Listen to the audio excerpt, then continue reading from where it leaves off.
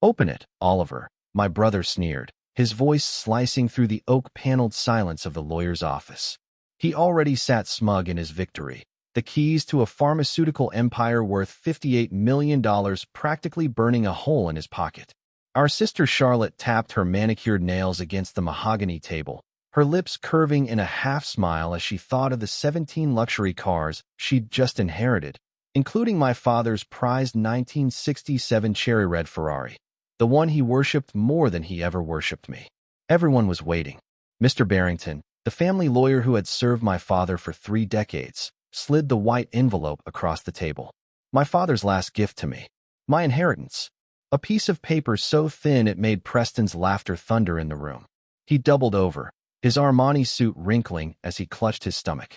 Even Charlotte had to cover her mouth to stifle the laugh. Barrington cleared his throat, but the pity in his eyes was worse than the mockery. I didn't open it there. I waited until I was back in my cramped apartment, hunched over a second-hand couch with a chipped glass of whiskey in my hand. The envelope tore easily, like it had been waiting for me, and inside was a single word written in my father's unmistakable handwriting. Truth. And beneath it, an address in Zurich, Switzerland. I read it 3 times before the room stopped spinning.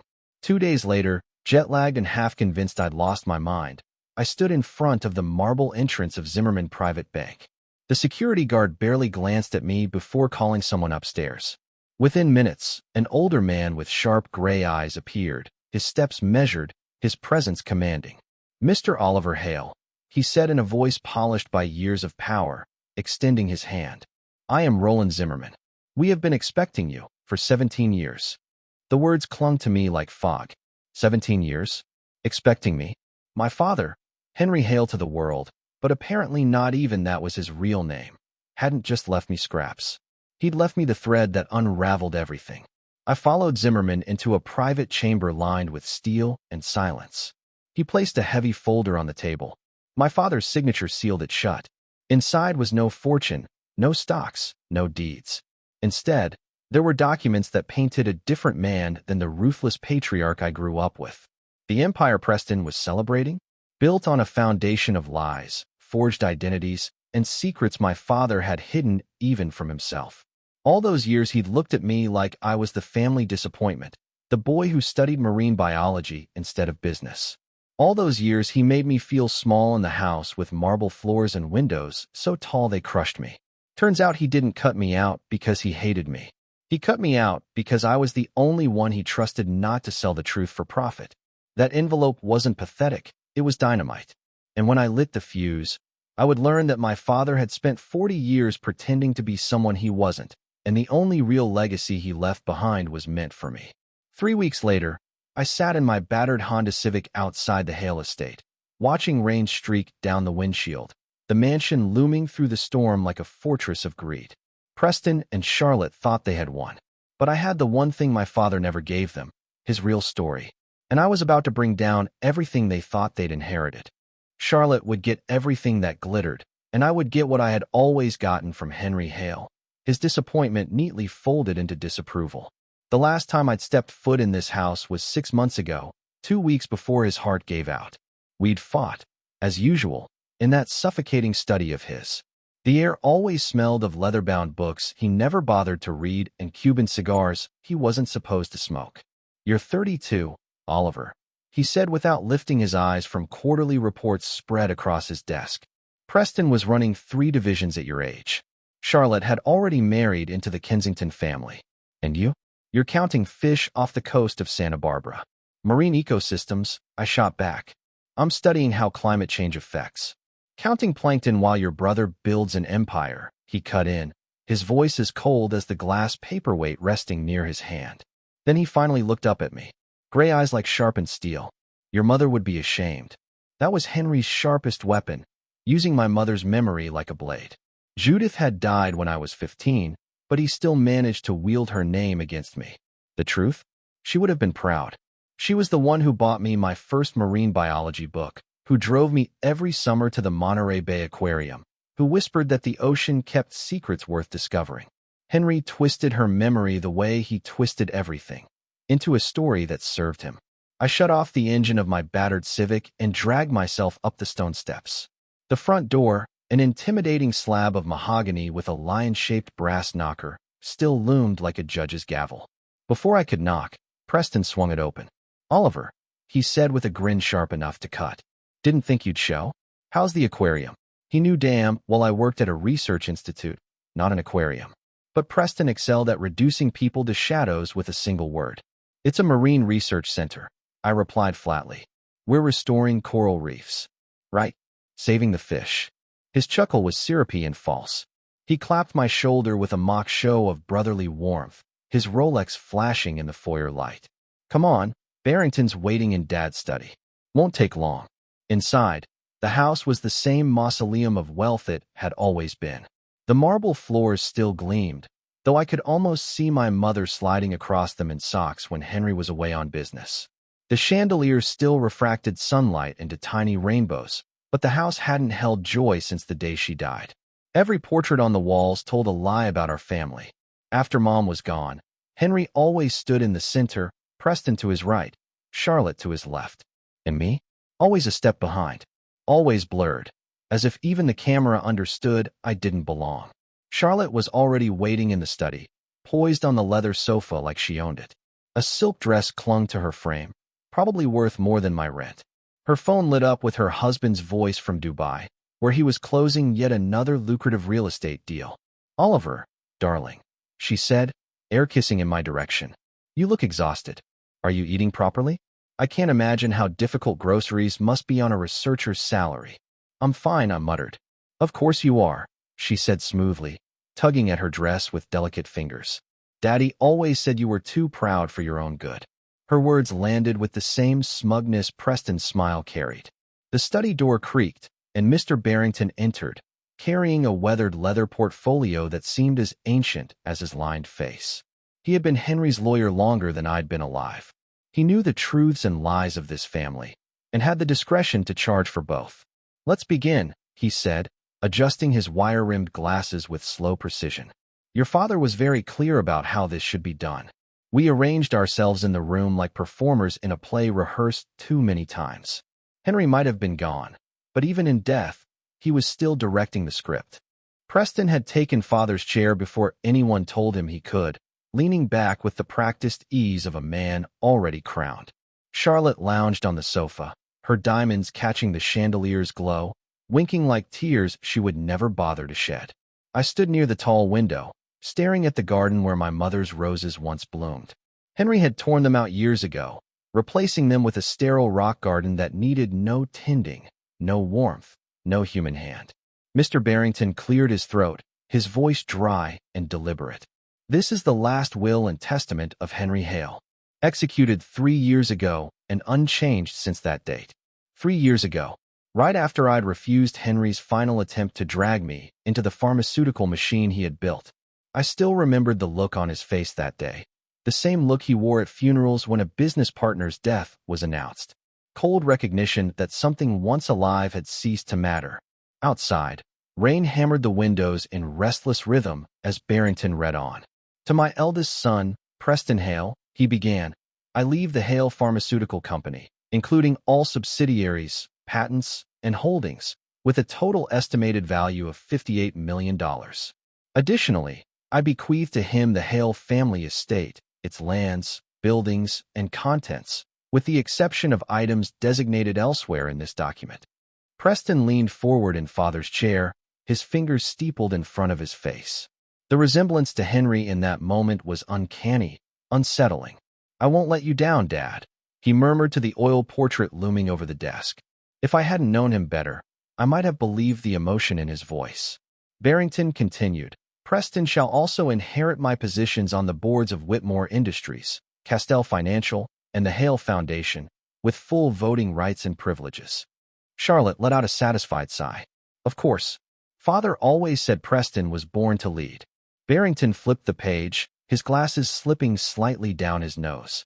"To my daughter, Charlotte Hale Ashford, I leave my entire automobile collection, stored at the Hale estate. This includes, but is not limited to, the 1967 Ferrari 275 GP, the 1955 Mercedes-Benz 300 SL Gullwing, the 1961 Jaguar E-Type, and 14 other vehicles listed in Appendix B. The estimated value of the collection is $12 million. Charlotte pressed a handkerchief to the corner of her eye, though her mascara never smudged. He knew how much those cars meant to me. She whispered into her phone, where her husband's voice buzzed faintly from Dubai. Remember when Father used to take me on Sunday drives in the Ferrari? Just the two of us. I remembered too, but differently. I remembered standing in the garage, watching them pull away while Henry told me I wasn't allowed inside. My beach clothes would dirty the leather seats, he said. Better for me to stay home. Barrington's voice softened slightly as he reached for a smaller document. And to my youngest son, Oliver Hale. The pause was deliberate. He withdrew a small white envelope, the kind used for greeting cards, not legacies. He held it between two fingers, the way one might hold a fragile insult. I leave this correspondence to be opened in private. This constitutes the entirety of his inheritance. Silence stretched across the room, broken only by the steady percussion of rain on glass and the shallow rise and fall of my own breathing. The envelope looked absurd in Barrington's hand, a paper-thin reminder of where I stood in this family. Preston broke first. His laugh was loud, jagged, a sound that bounced off the paneled walls. An envelope? He slapped the desk, still laughing. That's it. Charlotte smirked behind her hand, her diamonds sparkling as if they too shared the joke. And me. I just stared at the envelope, wondering why Henry Hale, a man who had measured his entire life in dollars and power, had left me a single word hidden inside a scrap of paper. That's it. A letter. Charlotte's voice dripped with false sympathy, the kind that carried more bite than comfort. She tilted her head, diamonds flashing under the chandelier. Maybe it's a coupon, Oliver. You know how Father loved his little lessons. Remember when he gave you that management textbook for your birthday? The year you begged for scuba gear? At least this one takes up less shelf space. Preston barked out a laugh so hard he doubled over in Henry's chair, wiping at his eyes. A coupon's generous. Maybe it's a shopping list. Or better, an official certificate of disappointment. Mr. Hale was very clear. Barrington interrupted, his tone clipped, though the envelope in his hand trembled slightly. This was to be delivered to Oliver alone, unopened, and read in private. I am not at liberty to disclose its contents. I reached out and took it. It weighed nothing. Thin, papery, almost an afterthought. Maybe a single sheet inside. After 32 years as Henry Hale's son, after a lifetime of being stacked against Preston and found lacking, after choosing the ocean over boardrooms, this was what I got. A sliver of paper. An inheritance that made my siblings howl. There must be something else, I heard myself say. My voice sounded foreign, like it belonged to someone younger, someone still hoping. My mother's jewelry. Her books. Anything. Barrington shook his head. Your mother's belongings were distributed according to her own will. 17 years ago. This envelope constitutes your father's entire bequest to you.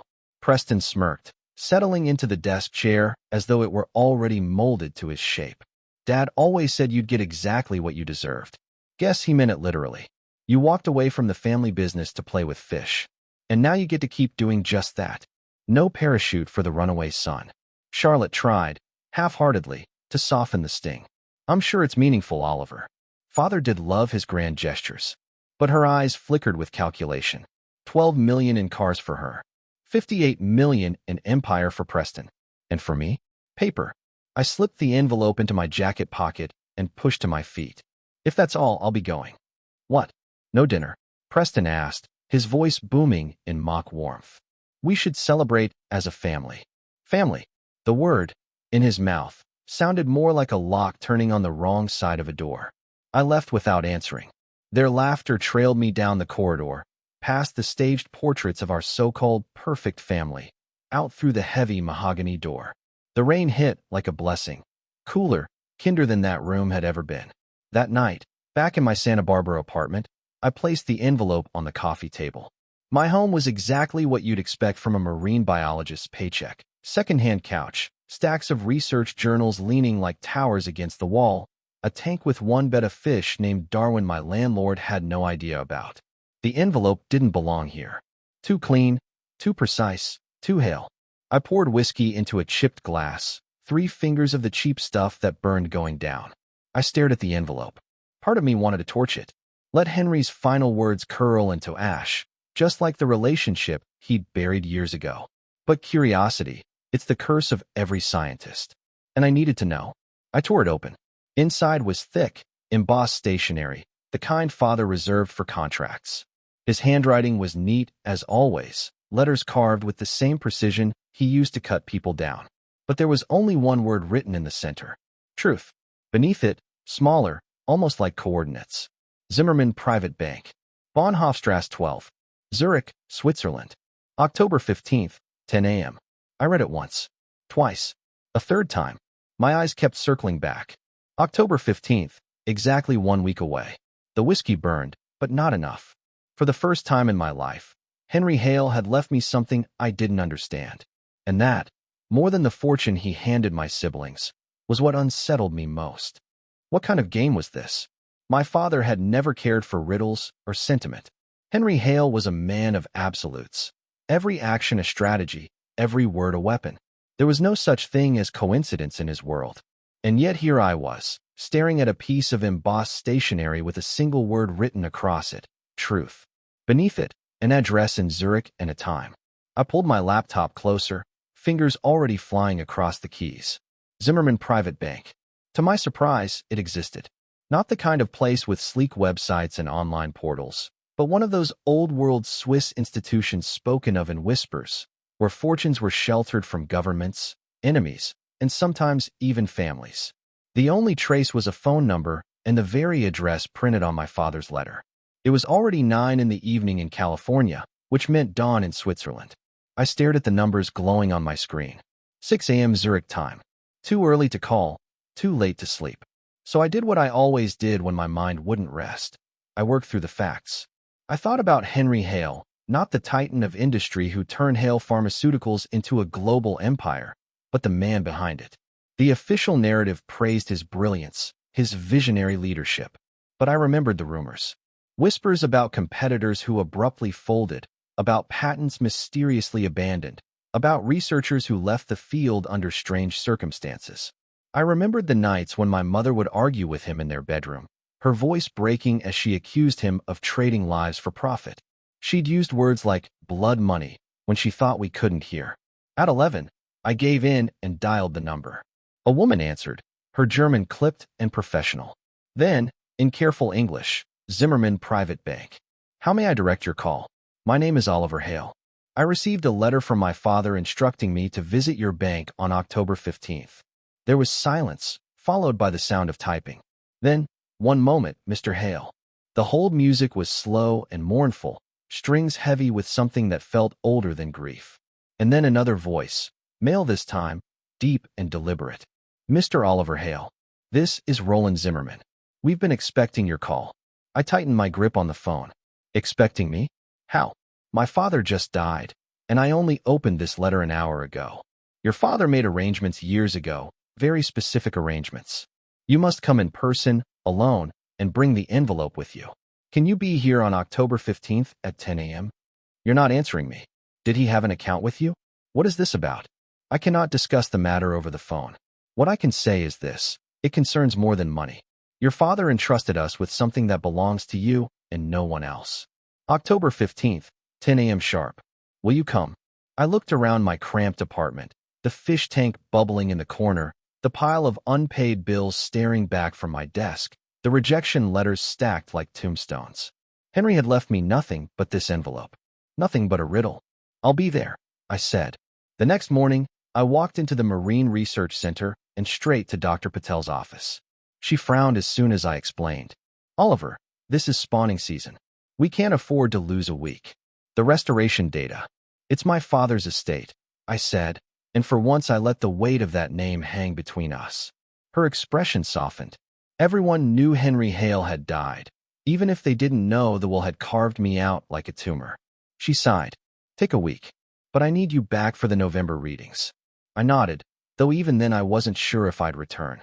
That afternoon, I emptied my savings account, $2,368.82. Enough for an economy ticket to Zurich if I skipped meals and stayed in the cheapest hostel I could find. Preston spent more than that on a bottle of wine. For me, it was everything. On the plane, wedged between a businessman who snored like an engine and a mother rocking a crying baby. I kept circling back to that single word, truth. My father had never cared about truth. He cared about control. He taught us to dominate perception, to bend narratives, to wear masks so seamless no one could pry them off. So why, after death, had he set me chasing after truth in Switzerland? I remembered one night when I was 12, before Mom got sick, before everything fell apart. He'd come home from a European trip and locked himself in his study. I'd crept down the hallway and listened at the door. His voice was low, speaking German. At the time, I couldn't understand a word. Now I wondered if Roland Zimmerman had been on the other end of that call. When I was 12, I'd once leaned against the study door, listening to my father speak in a language I didn't understand. He'd caught me. His expression had hardened into something that could have cracked stone. Never eavesdrop, Oliver, he'd warned. Voice low, eyes like flint. Some truths are too costly for children to carry. 2 decades later, I sat on a transatlantic flight with his envelope pressed against my chest, chasing a truth he had finally decided I was old enough, or broken enough, to face. The Zimmerman Private Bank in Zurich wasn't ostentatious. It didn't need to be. Its wealth wasn't displayed in gold leaf or soaring spires. It was concealed behind a black marble facade, bulletproof glass, and a single doorman who studied my passport like it contained state secrets. The kind of place where discretion was the currency and silence was priceless. Inside, the hush was immediate. Persian rugs muffled footsteps. Paintings worth more than my entire life hung like casual decor. The air carried a weight, the kind that made you aware you didn't belong unless you had the right name, the right history, the right secrets. Mr. Hale, the receptionist said before I had offered a word. Mr. Zimmerman is expecting you. Please, follow me. She led me to a private elevator, its panel requiring not just a card but a fingerprint. As the car sank downward, the digital display counted past levels 1, 2, 3, like a slow tolling bell. The doors opened to a corridor lined with vault doors that looked built to survive earthquakes, wars, and betrayals. Waiting there was Roland Zimmerman. His hair was silver, his suit immaculate, but it was his eyes that struck me. Calm, unflinching, like they had witnessed more truths than any one man should. Mr. Hale, he said, extending his hand. Thank you for coming. You have your mother's eyes. I froze. You knew my mother? She came here once, shortly before her passing. A remarkable woman. His voice softened, then steadied. This way. He led me to a vault at the end of the corridor. Its locking mechanism required his palm, a 30-digit code, and a key that hung heavy around his neck.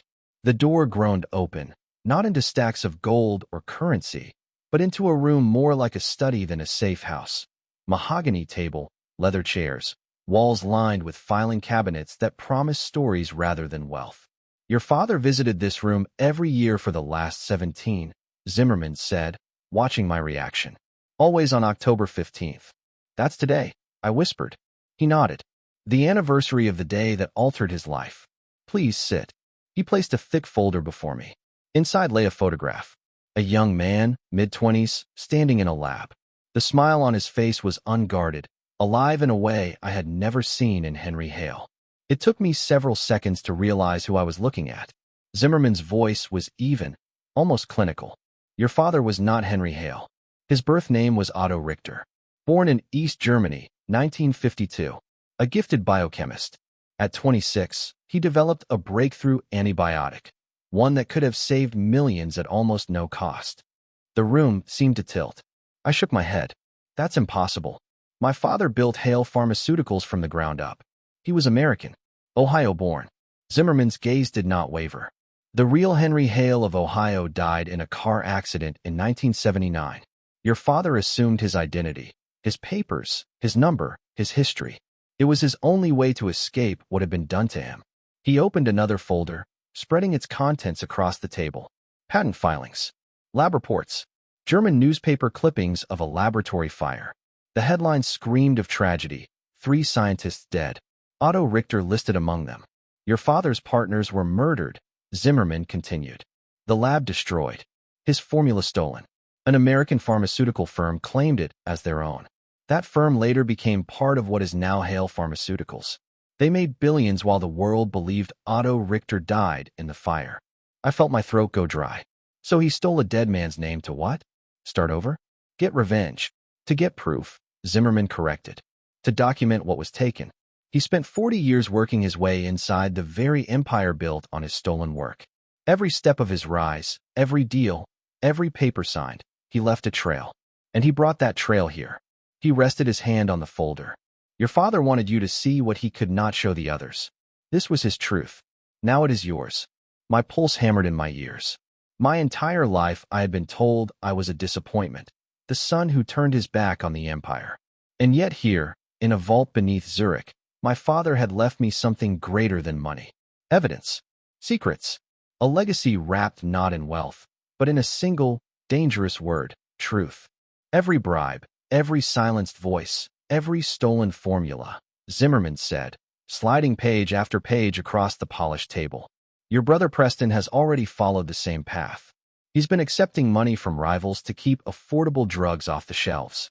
Your father gathered proof, emails, recordings, financial trails. Enough to collapse the empire from the inside. The weight of the documents pressed on me. I gripped the edge of the table as though the ground itself might give way. Why didn't he go to the FBI? Or the press? Why leave this for me? Zimmerman's gaze held steady. Because your father learned the hard way that power answers only to power. Judges, regulators, senators, they were already bought. To take down a structure this entrenched, he needed a case so airtight, so undeniable, that even the most corrupted institution couldn't bury it.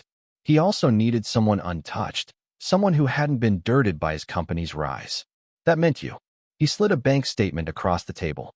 My eyes widened. $63 million, he said calmly. Legitimately earned. Your father kept it apart from the tainted fortune.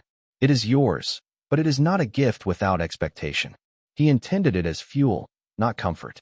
Money to fund the work of tearing down the lies he built his life upon. My laugh came out hollow. And the catch? Zimmerman didn't flinch. That you use it to bring the truth to light. To expose the corruption, the crimes, the lives taken. Your father chose you because you walked away.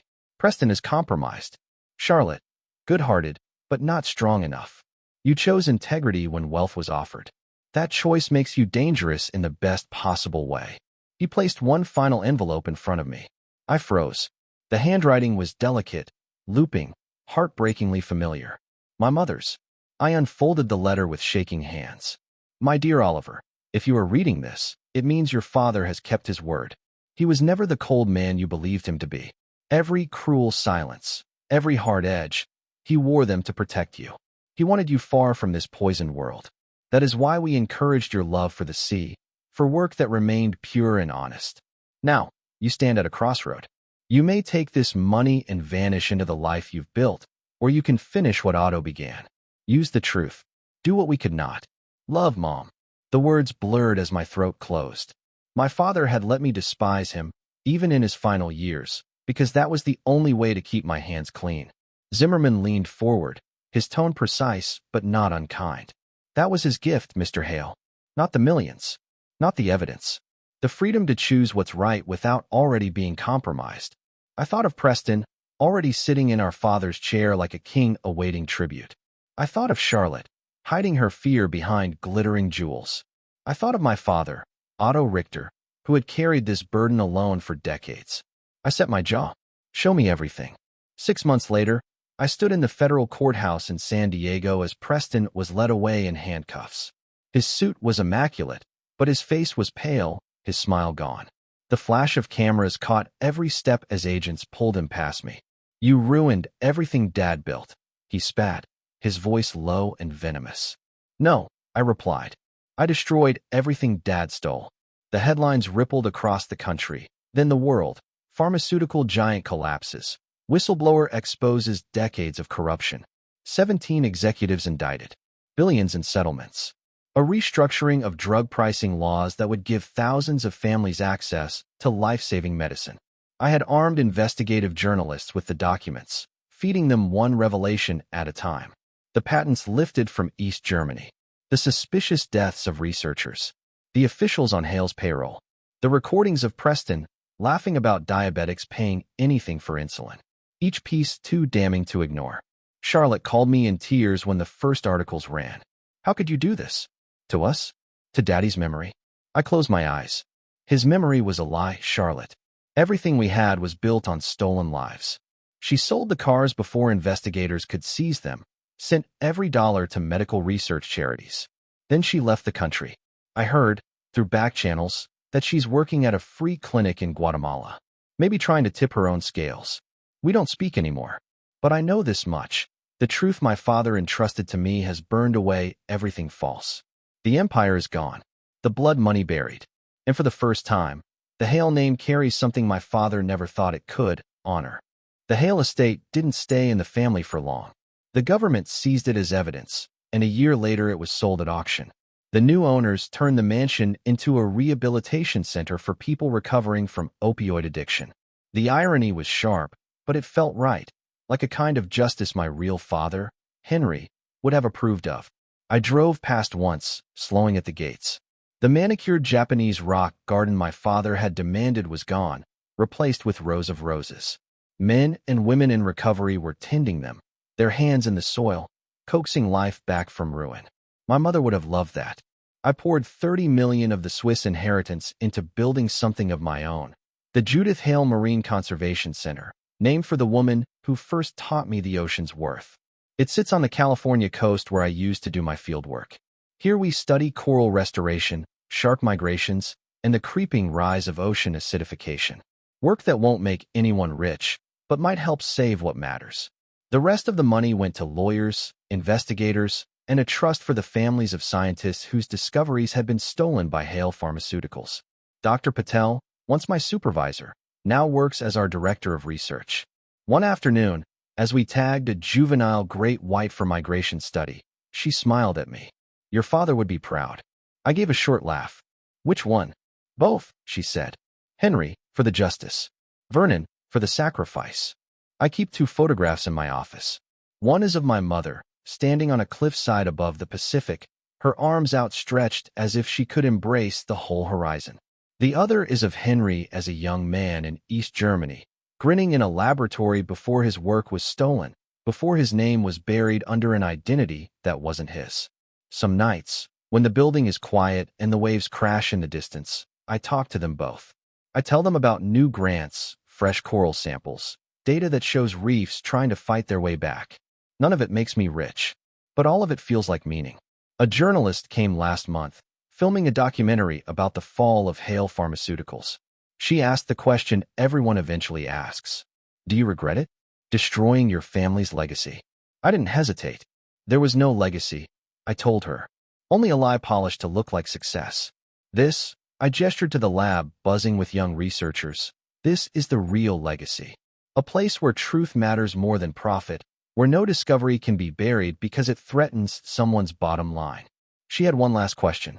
What do you think your father's final thoughts were, knowing you might succeed where he could not? I thought of Henry Richter, the man who became Henry Hale, a scientist robbed of his future, who lived 4 decades behind a mask, who let me hate him so I could stay clean, who died despised so that truth might live. I think, I said carefully, he was finally free. That night, back in my small beach apartment, I opened the last box I'd brought from Switzerland. Inside was a letter dated just days before Henry's heart gave out. Oliver, my son, not by blood, but by choice, which is stronger. Every harsh word I spoke was a shove toward the ocean, toward honest work I could never have. Your mother and I agreed. One child must remain untainted. You were our hope for truth in a family drowning in lies. The envelope was not punishment. It was an invitation to become the man Henry Richter was denied the chance to be, to put knowledge before profit, to guard integrity before inheritance. You did not receive the least. You received the only thing that mattered. You received the truth. Use it well. With love I could never show, your father. I sat there for a long time, the paper trembling in my hands. Truth. Such a small word, too small for the weight it carried. Yet it was the only inheritance that could never be seized, never sold, never corrupted. In the end, my father, Henry or Vernon, or both, gave me the rarest gift of all, the freedom to choose justice over wealth, meaning over power, truth over lies. And that has made all the difference.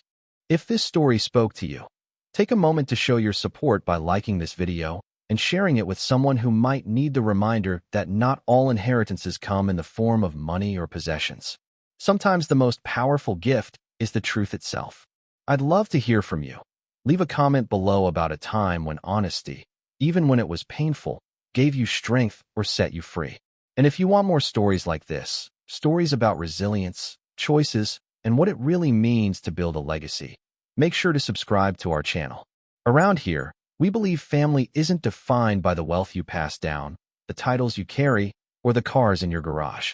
Just ask Preston Hale, who got the company, or Charlotte Hale, who got the collection of luxury cars. In the end, what mattered most wasn't those things. It was the choice Henry Hale made to give me, Oliver, something much smaller, but infinitely more valuable, the truth.